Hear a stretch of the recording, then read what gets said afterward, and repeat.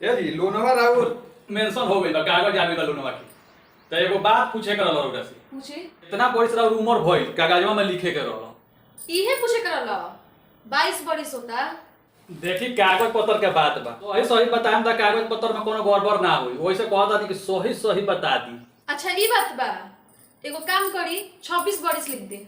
देखी नीमन से देख ली आधार कार्ड भी लागता तो ई ना होखे कि आधार कार्ड में उमरवा दूसरे होखी और ओकरा दूसरे लिखवा दी। तो आधार कार्ड देख के बताएं कि कितना बरिस लिख दी हो। अच्छा आधार कार्ड के लागता उम्र तो 32 बरिस लिख दी।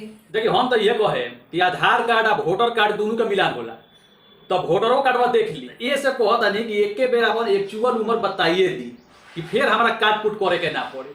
देखी लास्ट हम बता दे तनी 36 बरिस लिख दी। अब हमरा लोन मिले या चाहे न मिले एक दिन उम्र ना पड़ी हमारा।